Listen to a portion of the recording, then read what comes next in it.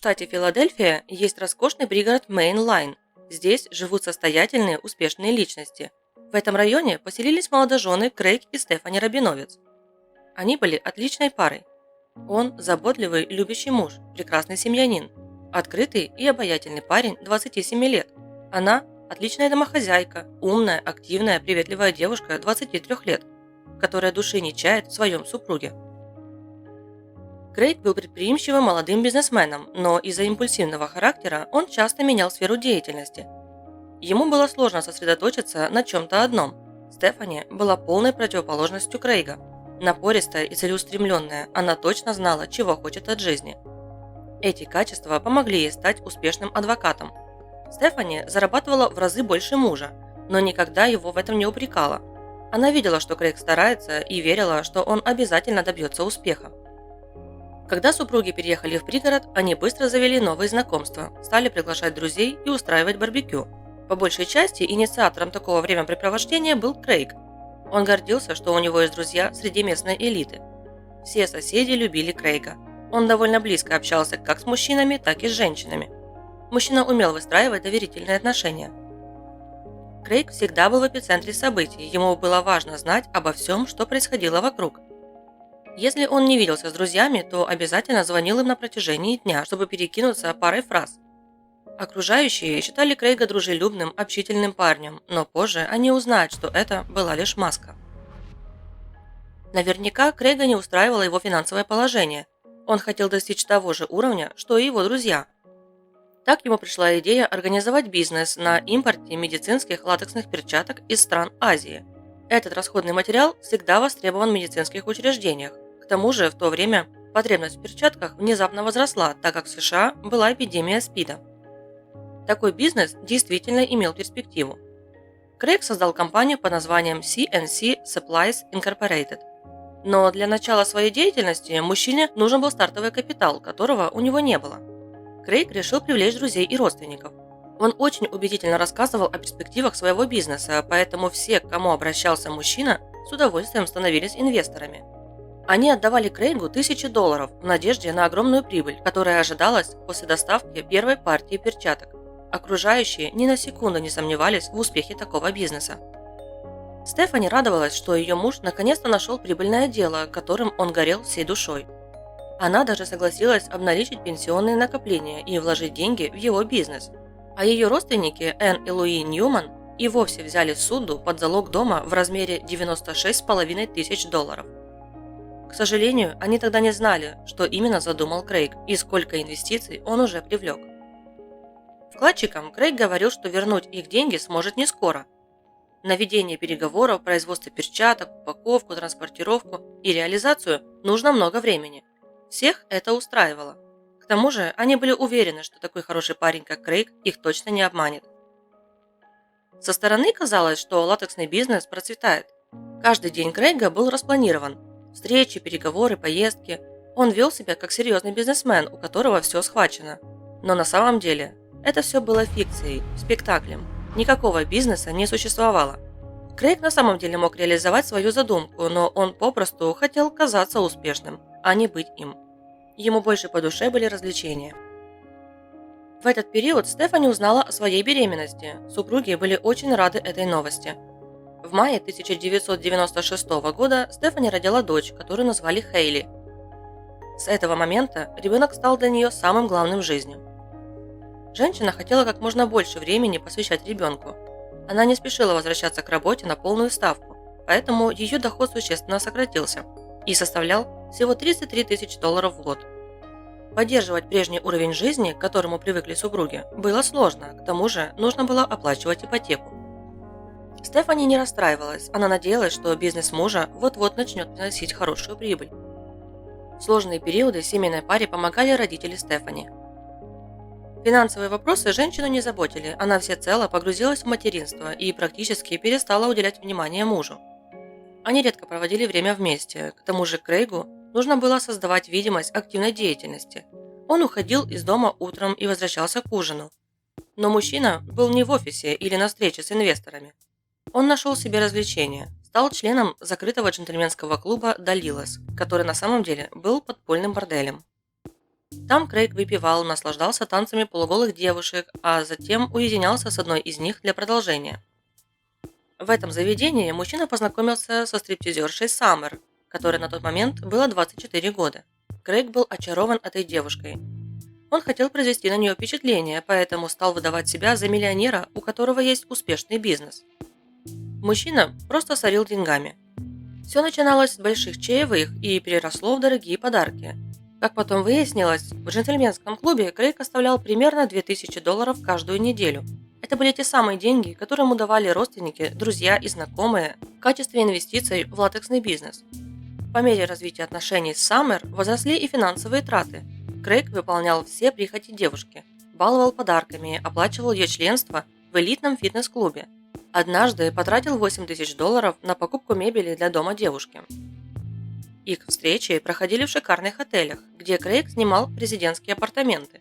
Он и не заметил, как потратил больше $50 000, но останавливаться не собирался. Мужчине очень нравился его образ жизни, а для его поддержания нужно было еще больше наличных. В то время как Крейг жил в свое удовольствие, Стефани, ни о чем не подозревая, проводила дни с дочерью, а вечерами встречала мужа с ужином. Крейг рассказывал жене, как продвигаются дела с бизнесом, с какими проблемами он столкнулся и каких успехов уже добился. Он очень убедительно врал. Чтобы и дальше поддерживать видимость активной деятельности, Крейгу нужно было выплачивать проценты старым вкладчикам, но для этого требовалось привлекать все новых жертв. По сути, мужчина организовал финансовую пирамиду с так называемой схемой Понци, когда вкладчики получают деньги за счет привлечения новых клиентов.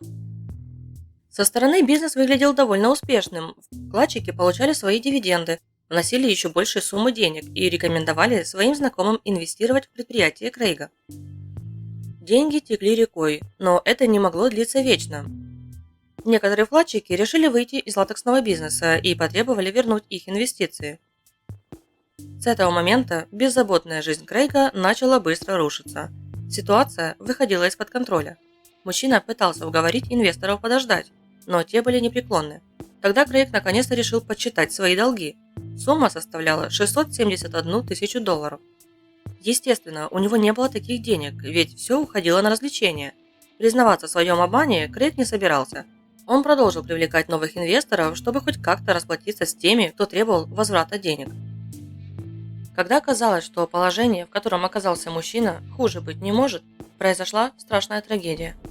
Поздним вечером 29 апреля 1997 года Крейг в панике позвонил в службу спасения и сказал, что обнаружил свою жену, лежащей в ванне без сознания. К дому супругов Рабиновиц была направлена полиция и скорая помощь. Патрульные обнаружили Крейга в ванной комнате на втором этаже. Он делал искусственное дыхание своей жене. Реанимационные действия медиков не дали результатов, они констатировали смерть. Полицейские начали расспрашивать Крейга о том, что случилось. Он ответил, что не видел, как все произошло. В тот вечер пара вместе с ребенком была на ужине у родителей Стефани. Когда они вернулись домой, Стефани уложила дочь спать, после чего спустилась в гостиную и немного выпила вместе с Крейгом. Она плохо себя чувствовала, поэтому хотела принять ванну, чтобы расслабиться и скорее уснуть. Перед этим Стефани приняла снотворное, которое недавно ей выписал врач. Крейг сказал, что в последнее время его жена мучилась от бессонницы. Стефани ушла, а Крейг остался в гостиной, включил телевизор и увлекся хоккейным матчем. Он слышал, как шумела вода в ванной наверху. Внезапно раздался глухой удар, но мужчина подумал, что это должно быть упала бутылка шампуня или гель для душа, и не придал этому значения. Когда хоккейный матч закончился, Крейг поднялся в спальню, но Стефани там не оказалось. Он вошел в ванную и увидел, что жена лежит под водой. Мужчина решил, что она поскользнулась и ударилась головой. Ситуация выглядела как несчастный случай. При осмотре дома полицейские не обнаружили никаких следов борьбы. Везде был полный порядок. Но детектив обратил внимание на странную деталь. Стефани не сняла украшения перед тем, как принять ванну. У него закрались подозрения, ведь женщины всегда бережно относятся к своим драгоценностям и обязательно снимают их перед тем, как принять ванну или душ. Тело Стефани увезли на осмотр для выявления причины смерти. Детектив, который обратил внимание на неснятые украшения, сомневался, что произошел несчастный случай. Он настаивал на проведении судмедэкспертизы. Утром в больницу приехали родители Стефани и требовали, чтобы им выдали тело дочери для захоронения. Их семья была евреями, и по их обычаям похороны проводят до следующего захода солнца. Коронер заявил, что тело будет выдано только после выяснения причины смерти. Судмедэксперты немедленно принялись за дело. Через 10 часов они сообщили детективам, что смерть Стефани наступила не вследствие несчастного случая. Ее задушили. У нее были следы пальцев на шее, точечные кровоизлияния на веках, а также ссадины на руках и ногах, по которым можно было понять, что Стефани боролась за жизнь. К моменту приезда полиции и скорой помощи женщина была мертва уже 2 часа. Результаты токсикологической экспертизы показали, что в крови Стефани была высокая концентрация амбиена, сильнодействующего снотворного препарата. Обычно его применяют при довольно сильных нарушениях сна, когда другие средства уже не помогают. Следователи выяснили, что Стефани не обращалась к врачу с жалобами на бессонницу. Следовательно, она не получала рецепт на амбиен. Его получил Крейг всего за несколько дней до гибели жены. Он пришел к своему врачу с жалобами на бессонницу. Детективы предположили, что в тот вечер могло произойти следующее. Крейг подмешал в напиток Стефани снотворное. Доза была большая, поэтому женщина быстро и крепко уснула. Мужчина раздел ее и положил в наполненную ванну. Но он не подумал, что для большей правдоподобности украшение также нужно было снять. Чтобы сымитировать несчастный случай, Крейг полностью погрузил Стефани под воду. Он не ожидал, что жена проснется и начнет сопротивляться. Но отступать от намеченного плана он не собирался, поэтому начал душить Стефани. Предъявить обвинение Крейгу полицейские не могли. У них не было веских доказательств против него, как и мотива. К тому же, они не могли поверить, что любящий муж, да и просто такой хороший парень, как Крейг, мог совершить это страшное преступление. Их сомнения начали развеиваться, когда в полицейский участок обратилась доброжелательница. Она не назвала своего имени, и о ней ничего не известно. Женщина рассказала о связи Крейга со стриптизершей Саммер. Девушку вызвали на допрос. Настоящее имя Саммер – Шеннон Рейнхард. Детективы считали, что она могла подбить Крейга на преступление, ведь тогда им не пришлось бы скрывать свои отношения. К тому же, мужчина позиционировал себя как успешный богатый бизнесмен, а такая девушка, как Шеннон, очень любит деньги и, вероятно, хотела бы заполучить такого мужчину, как Крейг. На допросе Шеннон была очень откровенна. Она рассказала детективам, что никаких чувств к Крейгу не испытывает и ни на что не претендует. Она просто выполняет свою работу. Он ей нужен только ради денег. У Шеннон было несколько таких преданных поклонников, но Крейг о них не знал. Детективы поверили девушке и отпустили ее. Они полностью сосредоточились на Крейге, но чтобы доказать его вину, нужны были улики. Детективы получили ордер на тщательный обыск дома Рабиновец. В ходе обыска в кабинете Крейга были обнаружены интересные вещи: чеки на получение денег, ценные бумаги, документы на дом, страховые полисы и написанные от руки финансовые отчеты.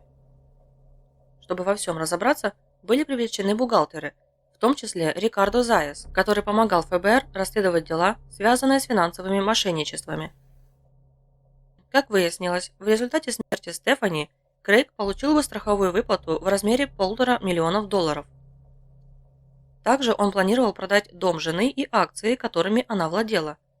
Сумма составляла бы более $2 миллионов. В своих рукописных бухгалтерских отчетах Крейг подсчитывал, хватит ли ему этой суммы, чтобы расплатиться с долгами. Также он планировал уехать из города. Во время обыска детективы проверили машину Крейга. В багажнике была обнаружена сумка с вещами и большим количеством наличных. Интересно, что детских вещей вовсе не было. Крейг собирался покинуть город один, без ребенка. Этих улик было достаточно, чтобы обвинить Крейга в убийстве жены. Его задержали сразу после похорон. Родители Стефани сначала не верили в виновность зятя и были на его стороне, но они изменили свое мнение, когда детективы рассказали истинную картину событий того страшного вечера и показали улики. На суде Крейг не отпирался. 30 октября 1997 года Крейг, рыдая, признал себя виновным в убийстве первой степени. Он был приговорен к пожизненному заключению, без права на условно-досрочное освобождение. На данный момент он отбывает наказание в тюрьме Хаутсдейл, штат Пенсильвания. Его дочь Хейли отдали родителям Стефани. Полиция предполагает, что Крейг надеялся остаться безнаказанным. Он знал, что согласно еврейским обычаям вскрытие тела недопустимо, а захоронение должно происходить буквально на следующий день. Его планам помешали детективы, которые не поверили в несчастный случай, не стали слушать родственников Стефани и добросовестно выполнили свою работу.